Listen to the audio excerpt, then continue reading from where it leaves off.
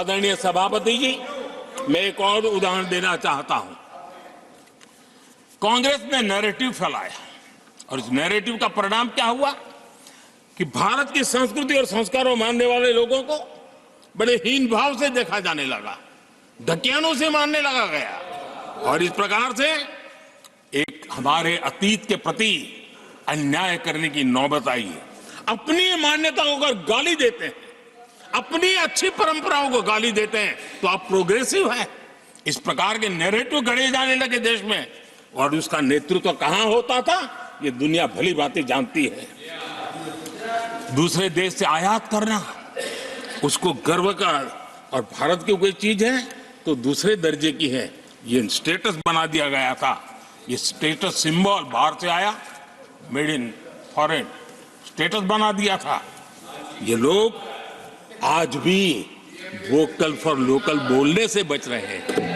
मेरे देश के गरीबों के कल्याण का काम हो रहा है। आज आत्मनिर्भर भारत की बात उनके मुंह से नहीं निकलती है। आज मेक इन इंडिया कोई बोलता है तो उनके पेट में चूहे दौड़ने लग जाते हैं। आदरणीय सभापति जी, देश ये सब देख चुका है और अब समझ भी चुका है और उसी का परिणाम आप भुगत भी रहे हैं। आदरणीय सभापति जी, राष्ट्रपति जी ने अपने अभिभाषण में विस्तार से चार सबसे बड़ी जातियों के विषय में हम सबको संबोधित किया था। युवा, नारी, गरीब और हमारे अन्नदाता। हम जानते हैं इनकी समस्याएं ज्यादातर एक समान है, उनके सपने भी एक समान है और उसके समाधान अगर करने हैं तो थोड़ा 19-20 का फर्क पड़ेगा, लेकिन इन चारों वर्गों के समाधान के रास्ते भी एक ही हैं और इसलिए उन्होंने बहुत ही उपयुक्त रूप से राष्ट्र का मार्गदर्शन किया है कि इन चार स्तंभों को मजबूत करिए, देश विकसित भारत की तरफ तेज गति से आगे बढ़ेगा।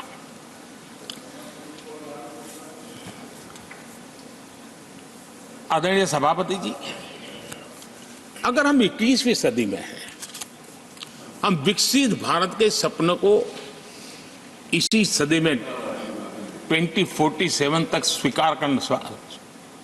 सिद्ध करना चाहते हैं तो 20वीं सदी की सोच नहीं चल सकती। 20वीं सदी का स्वार्थी एजेंडा, मैं और मेरा वाला जो खेल है ना, वो 21वीं सदी में देश को समृद्ध नहीं, विकसित भारत नहीं बना सकता है। कांग्रेस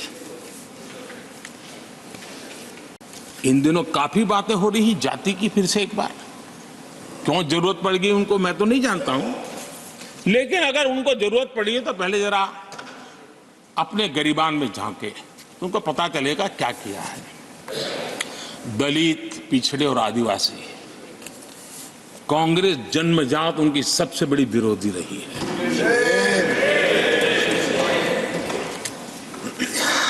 और मैं तो कभी कभी सोचता हूं अगर बाबा साहब न होते ना तो शायद कि एससी एसटी को आरक्षण मिलता कि नहीं मिलता, ये भी मेरे मन में सवाल उठता है। आदरणीय सभापति जी, और मैं ये कह रहा हूं, इसके पीछे मेरे पास प्रमाण है। इनकी सोच आज से नहीं, उस समय से ऐसी है, मेरे पास प्रमाण, और मैं प्रमाण के सिवाय मैं यहां कहने के लिए नहीं आया। आदरणीय सभापति जी, और जब बातें वहां से उठी हैं तो फिर तैयारी रखनी चाहिए उनको। मेरा परिचय तो हो चुका है, 10 साल हो गए।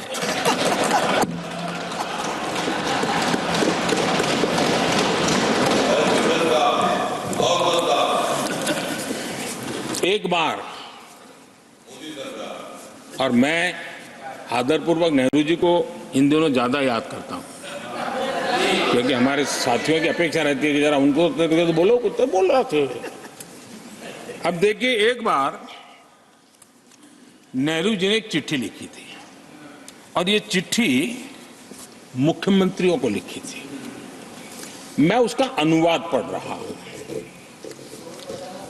उन्होंने लिखा था, ये देश के प्रधानमंत्री पंडित नेहरू जी द्वारा उस समय के देश के मुख्यमंत्रियों को लिखी गई चिट्ठी है, ऑन रिकॉर्ड है।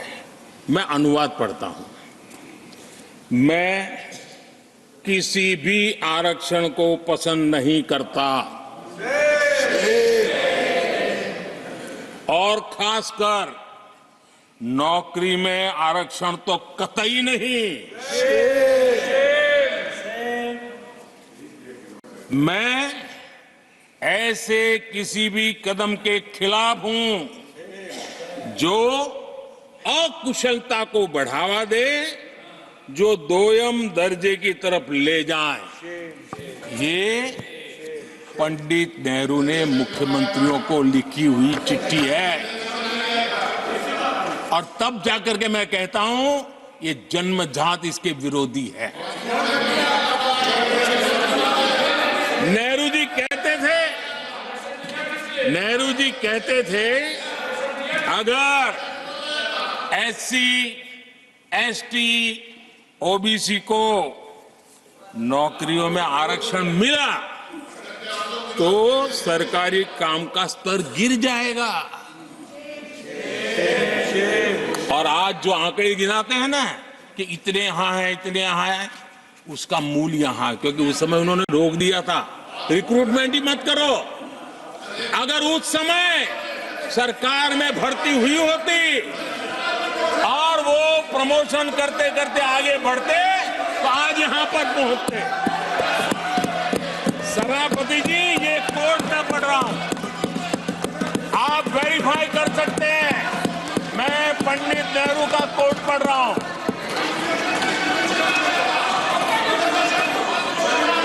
प्लीज। और आदरणीय सभापति जी, Leader of opposition was heard in rapt attention. Are you setting this example? Leader of opposition. आदरणीय सभापति जी, please sit down. Sit down. आप तो जानते हैं नेहरू जी ने जो कहा वो कांग्रेस के लिए हमेशा से पत्थर की लकीर होता है। नेहरू जी ने कहा मतलब पत्थर की लकीर उनके लिए। दिखावे के लिए आप कुछ भी कहें, लेकिन आपकी सोच ऐसे कई उदाहरणों से सिद्ध होती है। मैं अनगिनत उदाहरण देख सकता हूं, लेकिन मैं एक उदाहरण जरूर देना चाहता हूं और वह उदाहरण मैं जम्मू कश्मीर का देना चाहता हूं। कांग्रेस ने जम्मू कश्मीर के एससी, एसटी, ओबीसी को 7 दशकों तक उनके अधिकारों से वंचित रखा।